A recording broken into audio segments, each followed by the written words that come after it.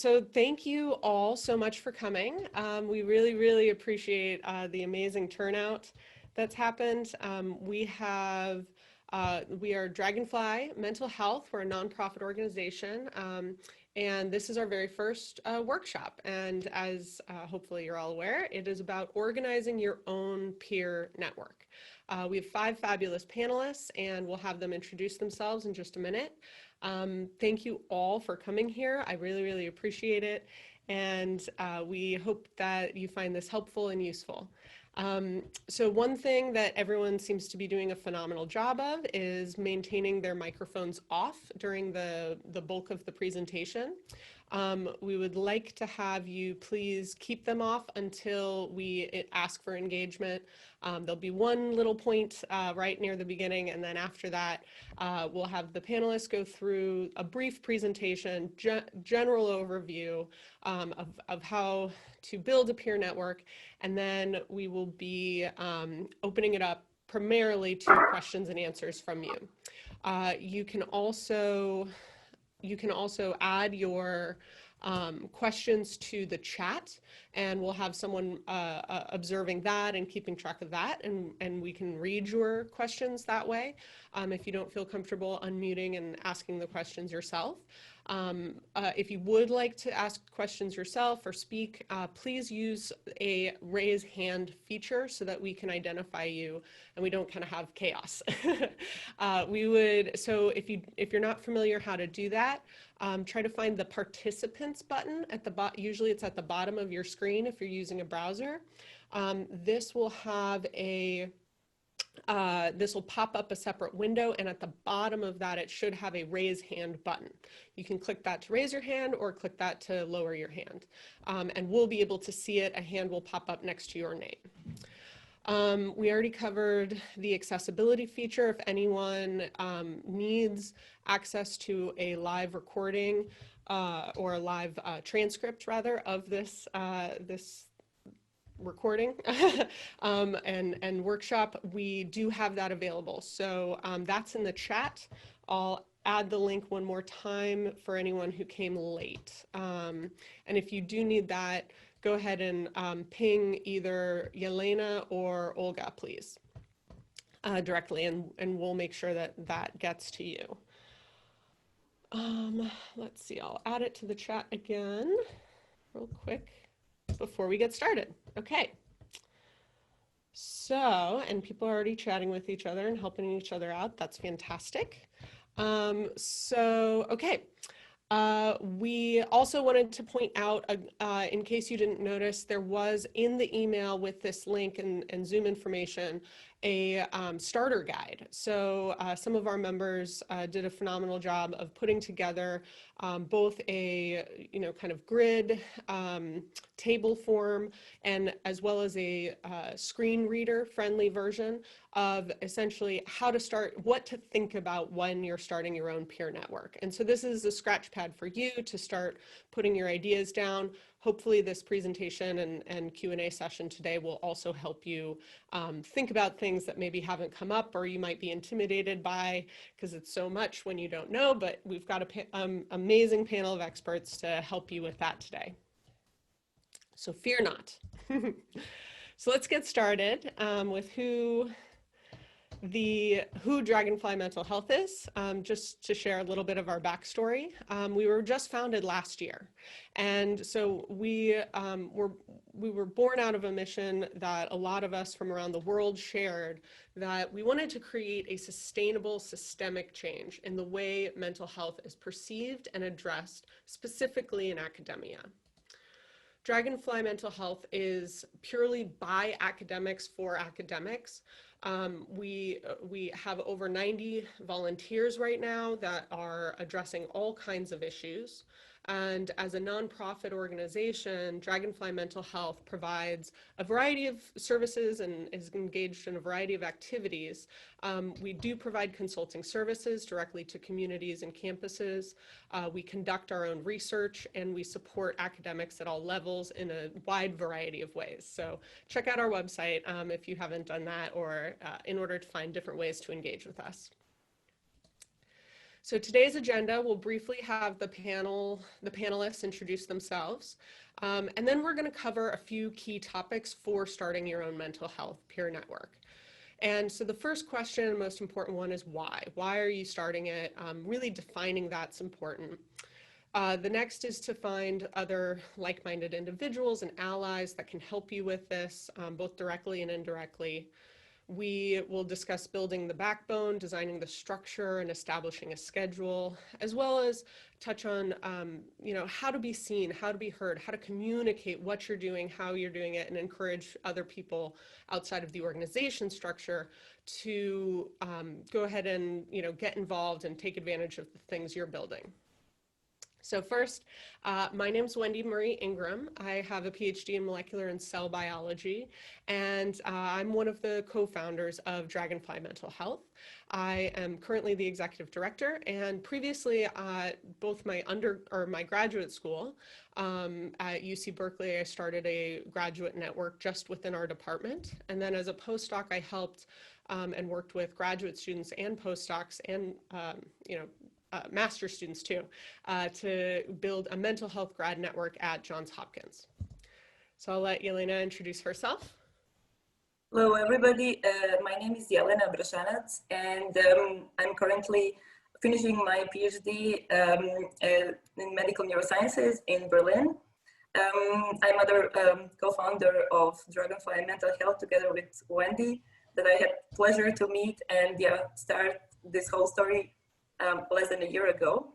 I'm here director of operations, and before setting up Dragonfly Mental Health, my experience with peer networks come from Student Neuroscience Society during my bachelor studies, and Charité PhD network now during my PhD studies.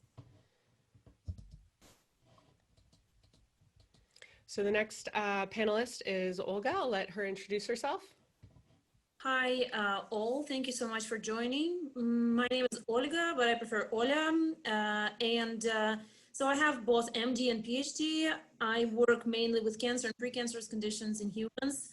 And I'm doing my postdoc now, started the 4th year of postdoc in Germany, in Dresden. And my social activities and my volunteering, I've been focusing on, for a while, I've been focusing on mental health. So I organized a mental health initiative in our institute in Max Planck. Then I also am currently organizing, together with actually some of the participants here, the mental health collective of Max Planck Society, the whole Max Planck Society in Germany. And I also work on a non-mental health issues. So basically I organize the Dresden community here in Dresden. And our next panelist is Teresa. Hi everyone, I'm Teresa. I'm a 3rd-year PhD student in plant microbiology. I'm also located in Germany, in Jena. And my experiments of setting up a peer network come also from non-mental health initiative. So I helped to create a students group of Amnesty International back at my university in Regensburg. And with starting my PhD, I became more and more interested in the topic of mental health. So that's why I'm here now. Thank you so much. And our final panelist is Rue. Hi everyone, I'm Rues Steinberg. I recently defended my PhD in cellular and molecular medicine at Johns Hopkins, and both of my experiences in building peer networks have been from a mental health perspective. The first one was the pre-health peer mentoring program that I started during my bachelor studies at CUNY Brooklyn College in New York. And the second one was the Peer Collective, which is a run by the students for the students mental health initiative that we created at Johns Hopkins. Great. So, let's just launch into this and try to get as much time for Q&A as we can. So as we were kind of hinting at, the most critical point is really to get you started off on the right foot, is to identify the reason why you're creating a peer network. And so just phrasing it a little bit differently, how do you think a peer network should or will address the concerns and create positive change?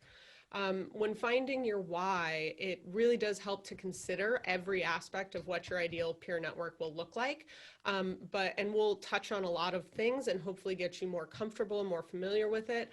But it's an ongoing process, and it's not something that we're hoping you'll be overwhelmed by, but it is something that this will help you not have to reinvent the wheel. We're creating a support network here to encourage and allow for people all over the world to, to activate and galvanize within their own communities and create change. It's totally doable. So before we really launch into the presentation part, I wanted to just pause and see if anyone here would be willing to unmute and share why you came today. What are you interested in so far? What's even your proto idea about why you would want to start a peer network yourself? Does anybody want to share? Give it just a second. We have someone in the chat. Great. Who was it? Yeah. Hi. Aishani? Hi, my name's Aishani.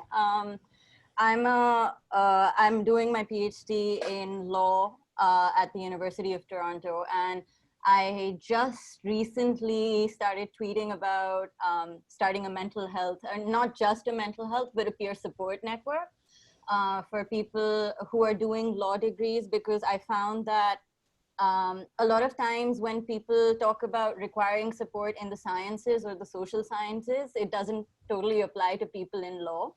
Our programs are designed slightly differently, and therefore, because of that, some of the support stuff doesn't apply to us. So because of these peculiarities, I felt like we needed our own space to be able to talk about some of these things, kind of like a safe space.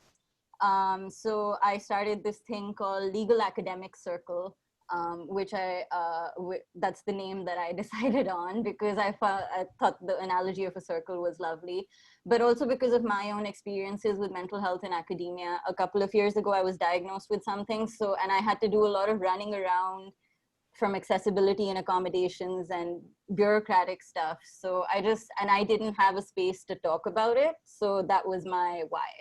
That's fantastic. Thank you so much for sharing. And you really touched on a lot of things that run throughout what we're going to be talking about too, is that, there are some universal principles that can kind of help anyone who's kind of interested in this, but what you said about your programming, your law in particular, has its own unique features and aspects to it, and culture, and so that absolutely plays into adapting anything that we're kind of presenting here and other people have done to your case, to your community.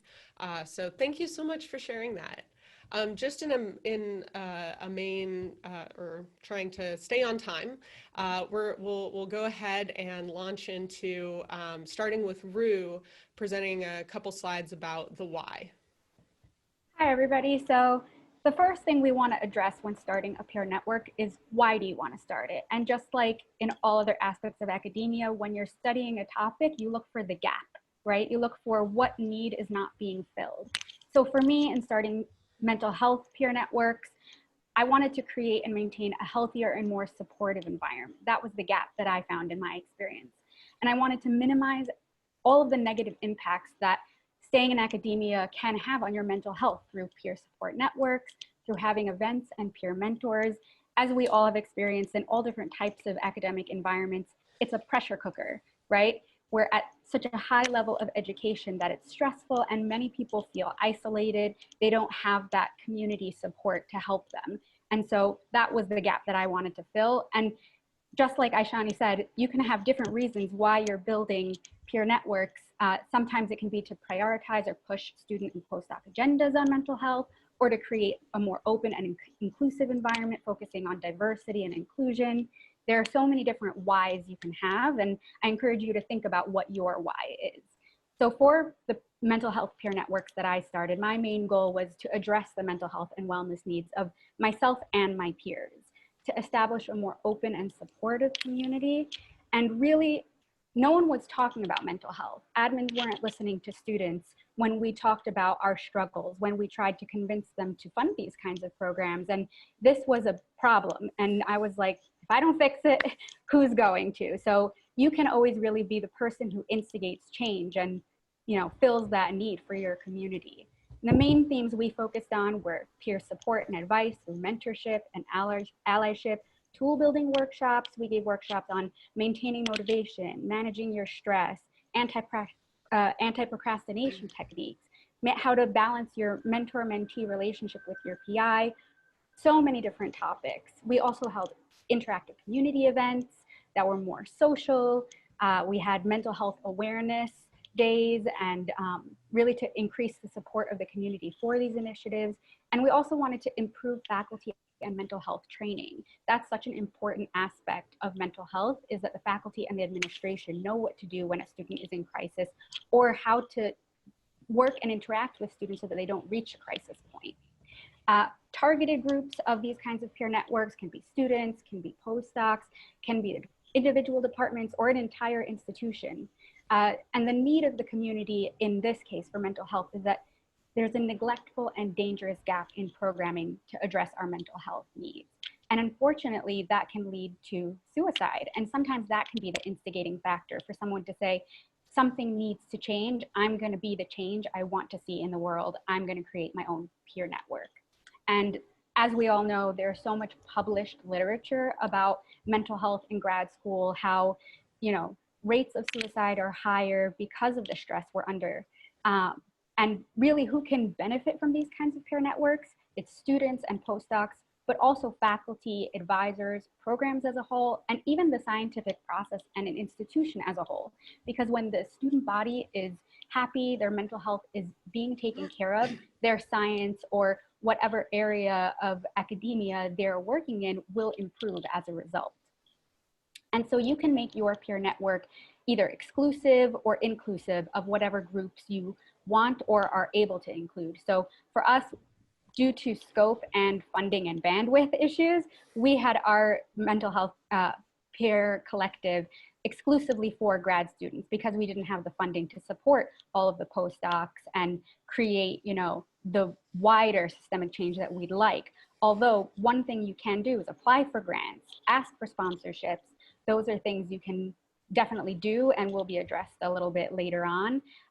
But if you have the ability to, you have the funding, you can be as inclusive as you like of as many groups. So, yeah. Thank you so much, Rue. And so I'm Wendy Ingram, and I'm going to touch on the next couple of topics, peer support, institutional support, basically finding your allies. So, you know, no one should be doing this alone. I feel very, very strongly about that. You know, the best way to really get going and get started is to talk to friends, talk to lab mates, talk to people within academia, to find support, to find ideas, to find other people, co-conspirators, really to help you do this and set things up.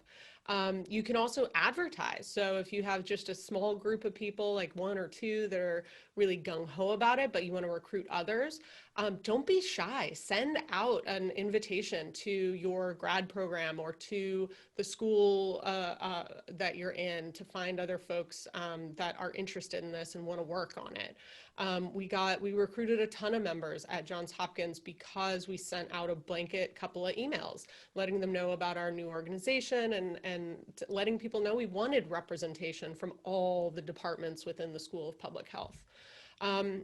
We also, you can recruit by asking each department. You can kind of do a like personal network approach too. So, you know, at Berkeley, we had 5 divisions within our department. It was a pretty big department, but we wanted representation from each of the 5 divisions. And so we actually went to each division, found people we knew in that division, and asked them, who are the people you think would actually care about this? Who are already passionate and interested and compassionate, and recruit them, ask them directly.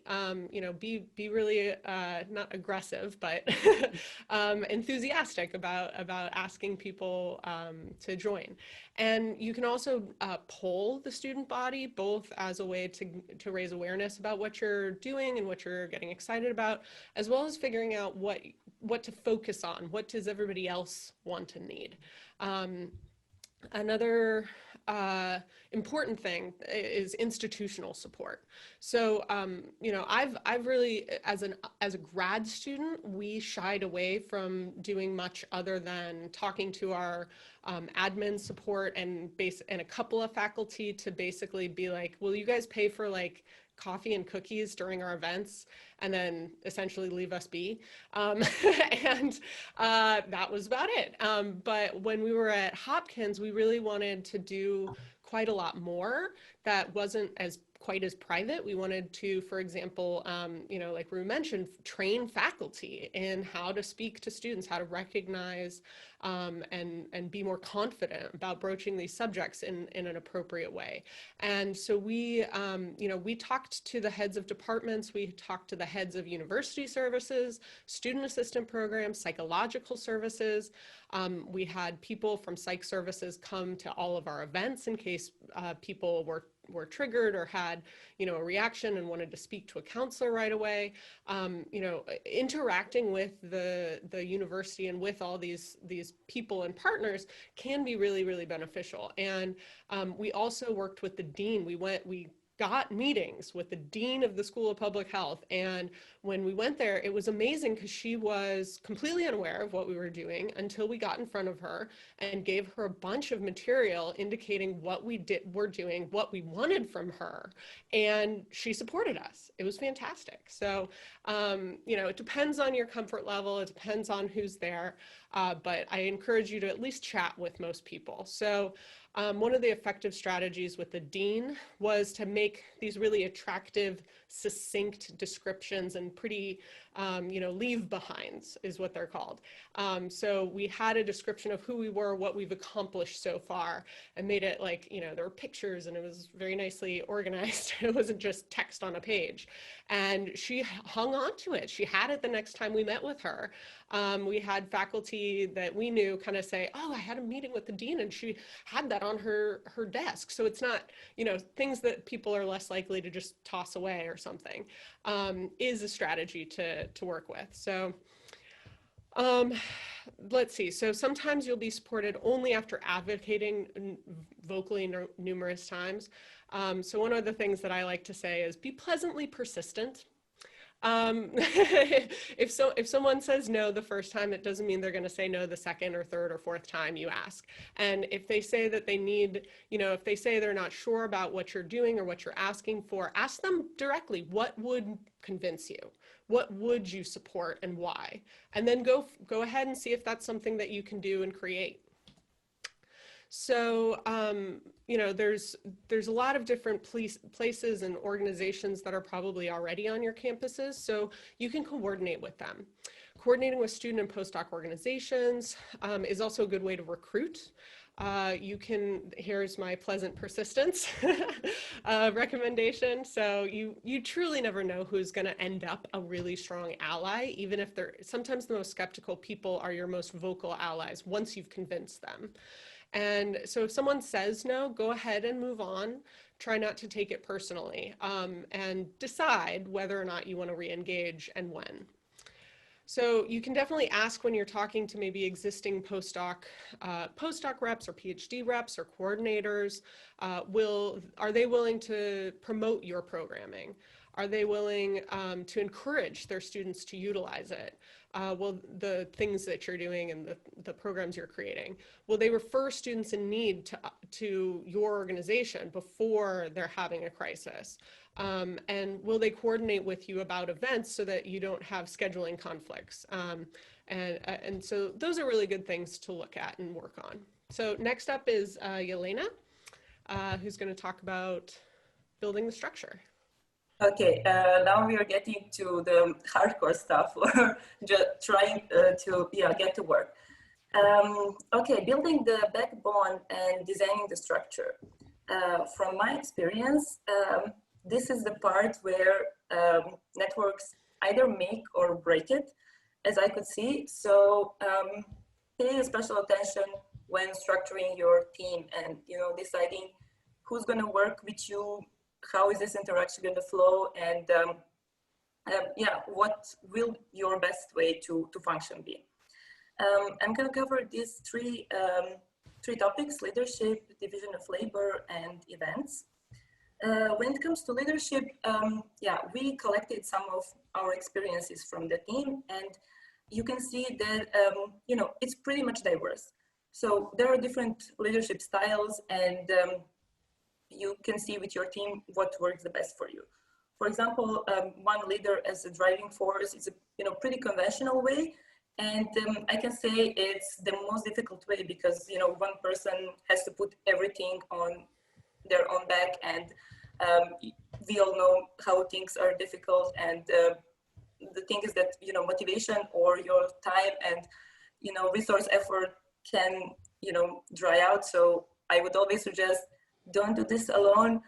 Find a good team. It will be rewarding in many ways in terms of quality of work, friendship, community, interaction. I can, you know, just keep on going. So from our different experiences, we had either representatives from different divisions and volunteers, then, you know, co-presidents or co-leaders. I think that's my preferred style.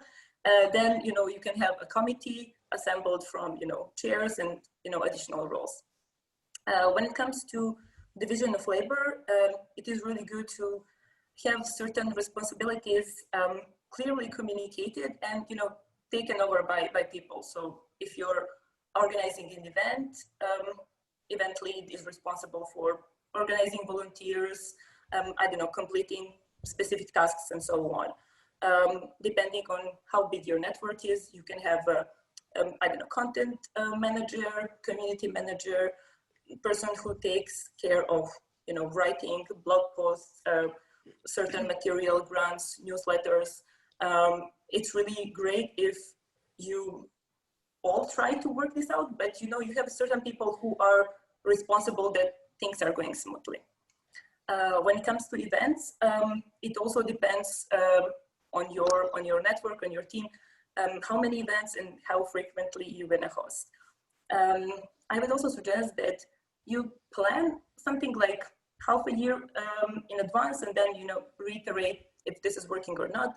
And then you can have, you know, events hosted monthly or bi-monthly, and they can take different formats, from workshops, discussions, some, you know, social events, and something, you know, in that lane.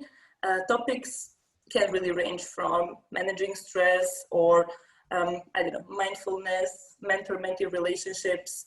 You can, you know, host movie screening, have a really fruitful discussion afterwards, and yeah, it's basically up to your imagination what could be done. Okay, Olga. Yeah, so I'm Olga, and I'm going to talk to you about the meetings.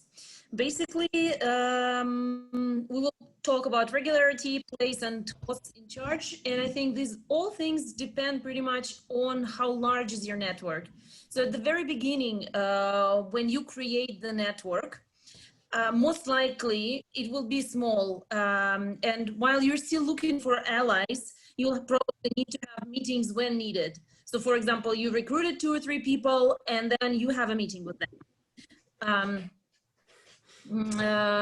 Alternative to this is when you have a larger group, you can have meetings, for example, every other day, every other Monday morning at 9 a.m. I don't know who put a 9 a.m. here, because I think 9 a.m. is just unhuman, but please, we'll edit it out and put a patch on 11 a.m. or like lunch meeting or something.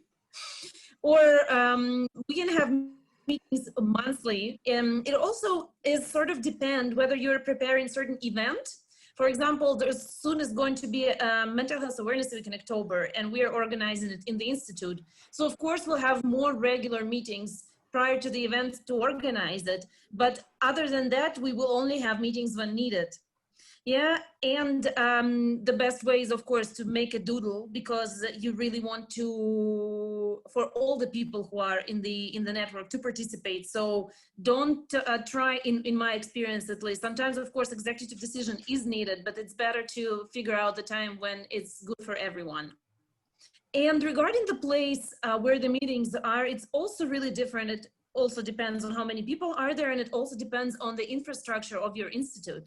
For example, next to our institute, we have a nice, like, cozy cafe. And when the meetings are small and more like personal, I tend to have them and to host them in this cafe because it's just nicer environment. However, you can also have the meeting inside the university cafeteria, or even ask the university to book a room for you when it's needed. And you can have a regular central location. And now, since like COVID happened, basically meetings, or most of the meetings, are in Zoom, but try to keep them regular, otherwise people will fall apart. Now, free of charge Zoom is 40 minutes. Either your university can like help you out with the Zoom if you get a proper institutional support, or just limit your meetings to 40 minutes. It's also not a bad time to limit yourself to.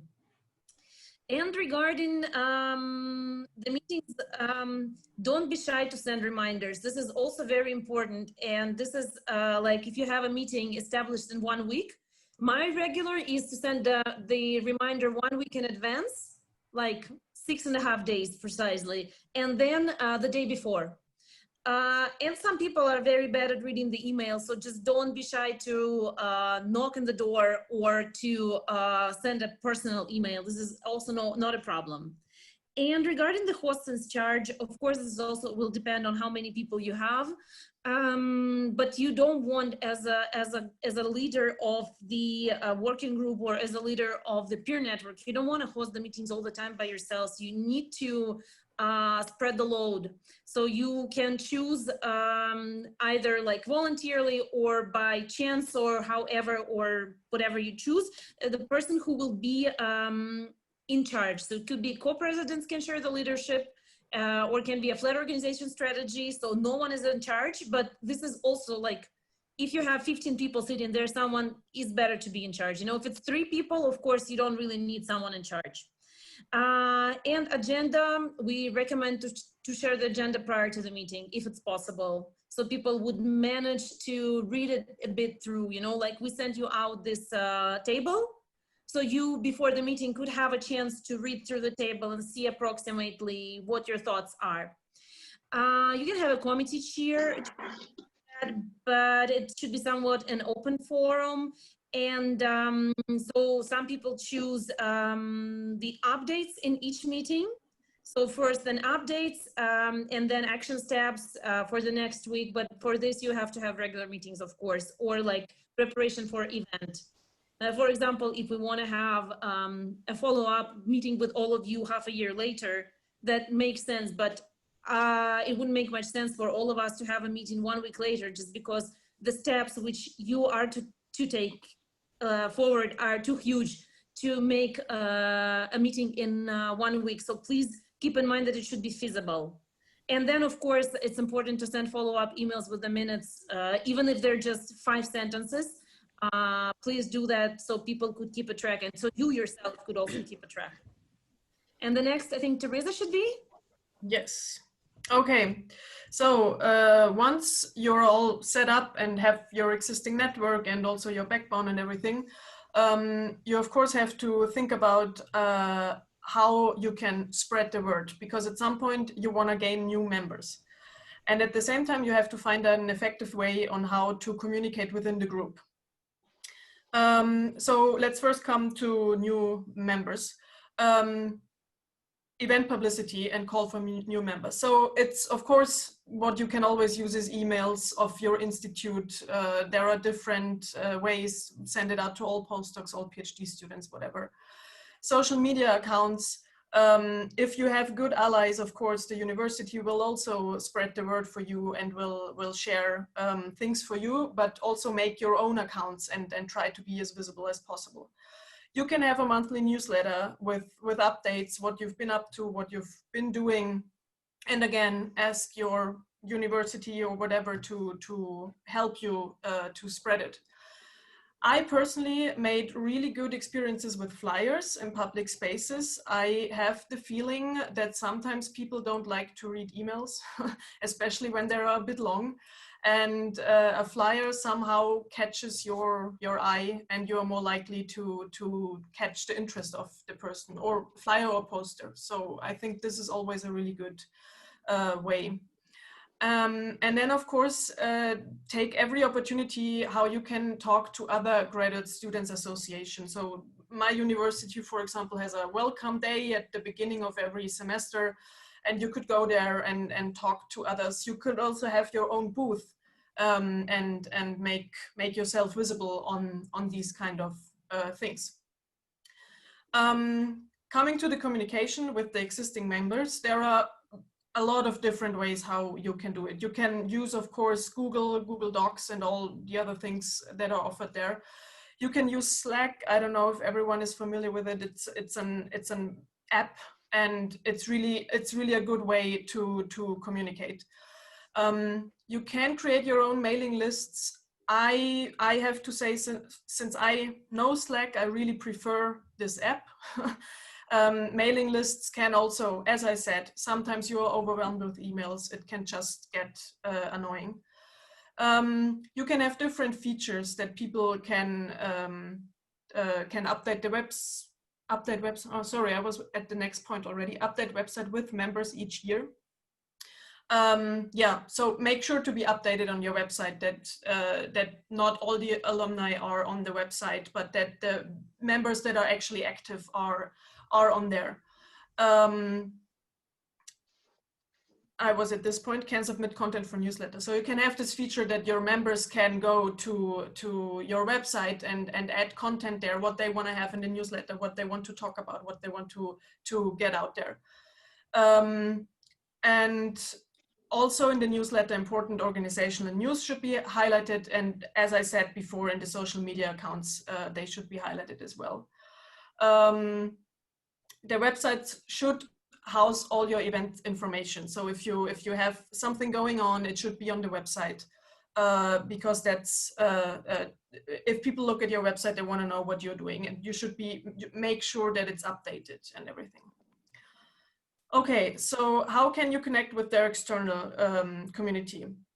Again, mailing lists, flyers, and be present at open events. So also reach out of your university, out of your network, to other universities. Maybe you have a friend somewhere, or I don't know, and try to connect with them. Spread the word that a network like this is possible, and that it's an easy setup, and that everyone can do it. Yeah, again, social media, email, newsletter, have a brand, have a nice logo that makes you recognizable. Outreach to potential collaborators. Don't be shy, always try to talk. And if you can, speak to the media. Just as Wendy did last week, making this podcast, already advertising a little bit. Publicity is good. So try to be as open as possible for everything. Yeah. Thank you so much to our entire panel. That was really fantastic. And we want to take the majority of the rest of the time to answer questions. So please use the raise your hand button, or indicate in the Zoom group chat you would like to share, or just type your questions there if you don't feel like unmuting. But while we're kind of waiting for people to raise their hands, I'd love to, I'm just going to put this up here while we're answering questions, to let you know that we would love your feedback. We'll also send this to you in a follow-up email, including a link to the recorded presentation if you'd like that for your reference. But you can use this QR code on your phone to pick up the feedback survey, or type in this URL link in order to answer some of these questions for us about this event. It looks like we've got some questions. So someone wanted to be anonymous. They asked, what about counseling? Is it required for students to pay money to get counseling or stay in touch with someone who could possibly handle the pressure type feelings? So it really depends on the institution you're at, and also depends over time. Things can change quite dramatically.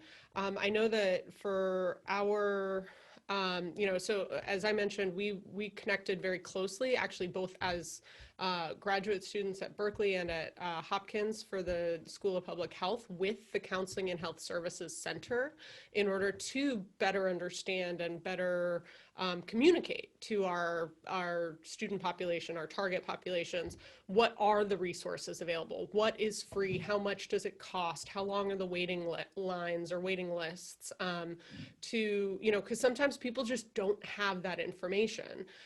So that's one of the things that in both of my grad networks, we focused on collating and disseminating information like that. So it will depend on what country you're in, whether it's free or not. It'll depend on how many, what your insurance coverage is, again, kind of based on your country too. In the US, graduate students, at least in the sciences, do get insurance, but they've been limited in how much people get for free. But there's a lot of potential resources out there for getting the services that would benefit someone. So I think it would be, if you want to have more detailed information, then you should probably send us an email with more information where you are. For example, we have collected tremendous amount of resources for Germany. Andy and Rue probably have things they could cover for the States. And yeah, this we can help you out with. But if you are from another country, then we'll have to have a look and maybe ask our connections here and there. So if you have this particular questions, please send us an email, and it will be easier for us to make a short research and answer this question. Okay, so we have a raised hand. So let's go to Linda. Go ahead and unmute. Hi. I guess my main question is, did you find that there was resistance from some people about kind of a peer network? Because for me, anytime I've brought up mental health, a lot of people get very awkward and some people are just outright against it. I'll say yes, and I'll pass it to others. It is one of the major issues. I could talk about it for days, but I'll let some of the other panelists handle that too. Did you meet resistance, and how did you handle it? It also pretty much depends whether the environment is ready for the change. So for example, in my institute 10 years ago, the gossip says that PhD students brought up this to the directors, and the director said, no, your mental health is not our problem. And so like last year when we brought it up, they said, oh, such a great idea. Thank you so much for bringing it up. The same people, I would put it this way, it's just in 10 years, there's been some change in the environment and in the culture. So there will always be some resistance, and the best thing is ignorance, probably. So people were just ignoring my emails, so I had to bypass them.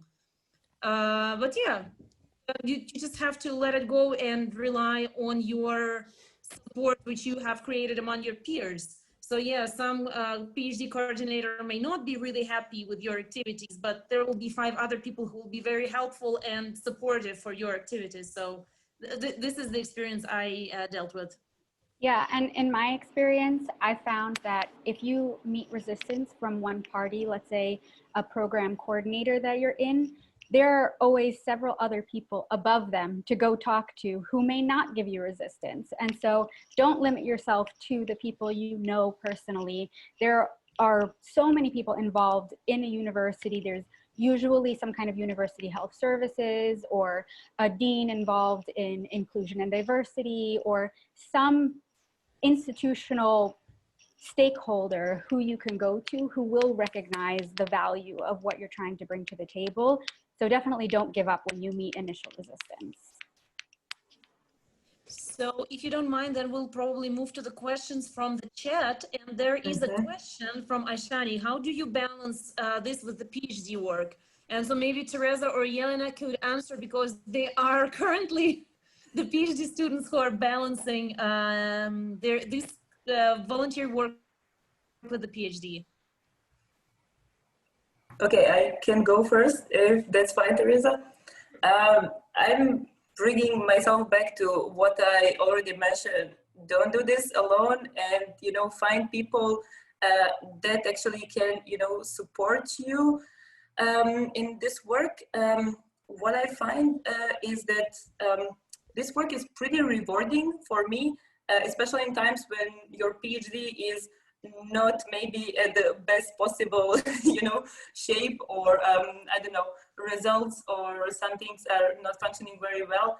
When you do something that's really good for the community, and you find that fulfillment, it really pays off. And of course, having teammates who are understanding and compassionate, and who do not ask from you more than you actually can give. So, for example, in Dragonfly, we have this, internal well-being group, and we really value time that everybody is dedicating, and you're completely, free to say, when you have to take some time off, and somebody else will jump in and take over the load. So I think good communication is really important, and team that is there to support each other and lift each other up. So yeah, that's it. Yeah, I don't have much to add. I think know your boundaries, know when it's too much, and when you have to stop or take a break. And as Jelena said, find mates, and yeah. So as I said, not much to add. I'll take the next. Oh, go ahead. Oh, no, it's okay. I was just going to take the next question from Jennifer, but if you have something to add, go ahead first. I just wanted to add one thing, because it was so powerful. We at Berkeley did start our peer network because of a classmate suicide. So not only were we taking on the burden of trying to, create something that wasn't, fill a gap that wasn't being addressed, but at the same time going through the pain and trauma and anything else that was going on with having lost a classmate. And so doubling up on basically everything, having two people responsible for almost each and everything. And then that way, if someone in the moment, in the day, something came up, there were two people, there was someone who was ready to play backup. So that was really, really critical for making sure that we didn't drop the ball and no one felt overly, like they had failed everyone by not fulfilling their duties that day. So that's just one thing that, it is a lot of work and it's a lot of hardship. So that's one of the reasons why we use the name network in basically everything I've done, is because if there's a net, and one place fails or can't, hold the weight, the rest of everyone else you're connected to can. Yeah. I'm going to take the next question from Jennifer about more examples for particular activities that we found useful. And when I was in grad school, when we created the Peer Collective, we got really creative with some of the events that we had.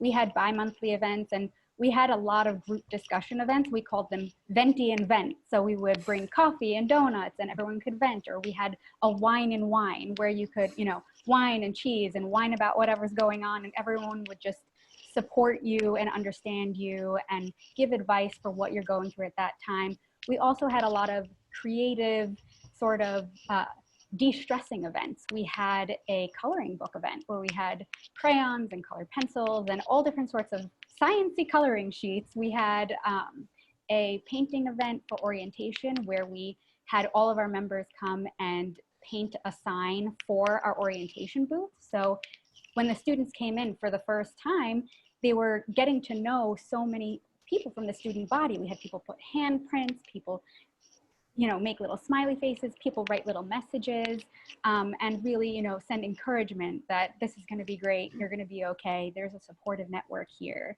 And that, like Jelena said, is super rewarding, especially when I came into the program, we didn't have that. And then all of a sudden, these new students starting on their journey, they have this resource now, you know, because we've built it for them from the ground up and really filled that niche. So you can get very creative. You can have film screenings. It depends really on what your whys are.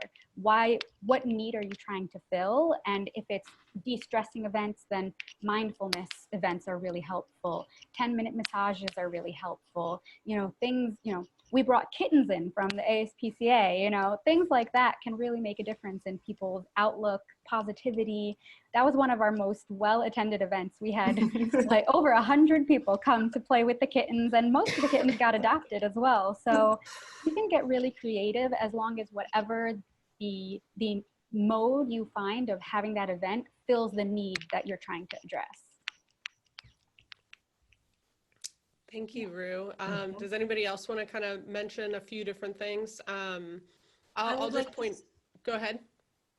So we had pizza in the evening. We did not advertise that long in advance. We just wanted to, like, we didn't say it 1 week in advance. We just said, okay, in 2 hours, we'll have pizza and discussion what the community needs. So in the evening, we ordered pizza, and we literally like got 25 people brainstorming what may the community need for the mental health support. And this is how postdoc PhD students were created. Sort of, we created 2 types of tandem. One was find an experienced postdoc, where PhD students who lack the expertise in certain thing may send an email to the responsible person, and they will pair someone who knows, for example, statistics. So it helps to lower the burden on students who are on their own. And we also created a PPT, sort of like PhD postdoc tandem, which is more for emotional support. And the same system, you just go and, you know, you can, you get paired with the PhD student, or you get paired with the postdoc, and then you kind of like introduce them into the support system. And fuck up Fridays. So it's similar to Wine and Wine. You can just get together and say, you know, I fucked up. My concentrations were calculated wrongly, so I fucked up. So this helps a lot to destigmatize failure amongst the students, because by the time you're a postdoc, you usually, you know, like don't care that much. But of course, when you're new to the lab, this is super stigmatized. You forgot to put the reagent in the fridge, the whole, I don't know, whatever got fucked up. So we're trying to destigmatize these things by these events. That's fantastic. That's amazing. One other thing that's a couple of people, Lorna and Dolly, both kind of are asking something in the same theme. Lorna asked, do you think that part of the issue is that staff just cannot support the students due to their own crumbling mental health? And then Dolly asked, when becoming a mental health advocate, people normally come to you looking for help. Which approach would you recommend to help? And that touches on a couple of things that are really, really important here. So when you do, you know, decide to put yourself out there as a mental health advocate, or, you know, just generally speaking, a lot of us are supporting each other, especially if people know that you have lived experience or you care about these things, and that can be a lot to handle. And if someone else, if you step into this role, you know, figuring out ways to prepare yourself, as well as really clearly establish your own boundaries, and make sure that you take care of yourself first so that you can help support others. And so one of the things that we at Dragonfly Mental Health recommend is a psychological first aid training. It's all online, it's completely free. You can find it on Coursera. Anyone who provides, does talks for or conducts workshops for Dragonfly, we ask them to take this online course because it does prepare you as a community member to know how to respond to people appropriately who might be having a psychological issue, or, you know, bringing issues up to you, how to establish clear boundaries of, you know, I'm happy to support you. I want to, you know, hear what you're going through, but also I'm not a therapist. I'm not a counselor. I'm happy to listen to you and help you get connected to the resources you need if that's what you need. And so psychological first aid training from Johns Hopkins on Coursera, fabulous thing to free resource to be more prepared.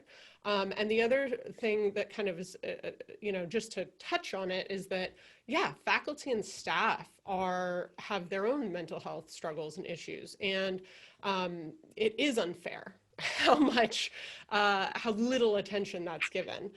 So we at Dragonfly are really interested in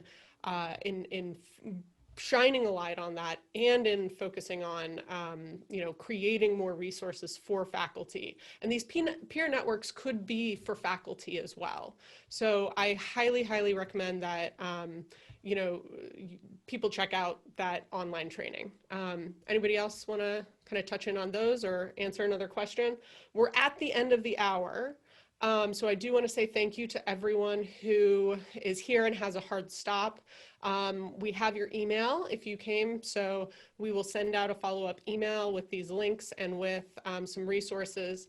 And if anybody didn't get a question answered, we will happily do, you know, answer any more questions that people may have if you type them into the Zoom chat before you leave. I'm fine staying for a few more minutes and answering a couple more questions.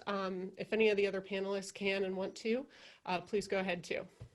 Yeah, and I'd like to touch on Lizzie's question about, you know, now that we're all doing Zoom events, how do you get past the small talk? How do you make sure conversation is flowing? And in my experience, I always recommend having some facilitated conversation. So if you have a specific theme about what you're talking about, let's say it's maintaining motivation, you have, before you jump into the topic, write up a list of, you know, questions that you can pose to the people who are there. You know, do you have any techniques that you use to, you know, keep yourself motivated or manage your stress, and things that just keep the conversation going.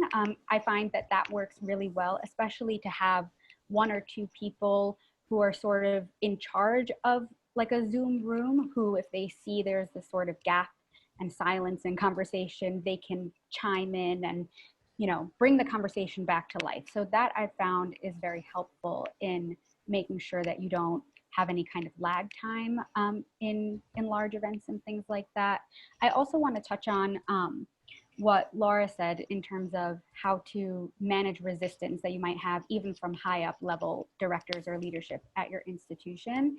And I would recommend, especially in the case where you have met resistance, where you're not going to get institutional support, don't be afraid to go outside of the institution for support. There are often companies, local businesses, people in the community who are happy to sponsor events. And even if you don't get, you know, a higher up level person in the institution to support you, go to the leaders of all the individual services that your university provides. At the Peer Collective at Hopkins, we did co-sponsored events with the Professional Development and Career Office, with University Health Services, with the Students Assistance Program. We reached out to those individual people, the directors of those programmings, and collaborated with them where they sponsored our events. So funding is very often a problem when you're trying to, you know, fill a need and provide this kind of programming. And so don't be afraid to even have, you know, a local business sponsor an event. Often they're very happy to, especially if it's very on brand for them. Local groups, if you're doing an event on, you know, LGBTQ plus awareness, there are LGBTQ plus groups who are often very happy to help support those ongoing type of events at universities. So reach outside the scope of your environment if you meet that resistance. Don't let it, you know, it's difficult for sure, but don't let it stop you. You can definitely be successful. Well, I think that that is a fantastic note to end on. Don't let anything stop you. Never take no as a full stop answer. So I really appreciate all of the panelists. You are phenomenal to work with, and everyone has had such an interesting diversity of experiences. So thank you to all the participants and guests who came today. We would really appreciate if you did fill out this feedback form, and we look forward to filling needs and requests that you have of us. So please don't be shy, get involved in Dragonfly if you'd like, or bring us to your campus, or get in touch and let us know if we can set things up for you all to do better, and cultivate mental health at your own institutions. Thanks a lot, everyone.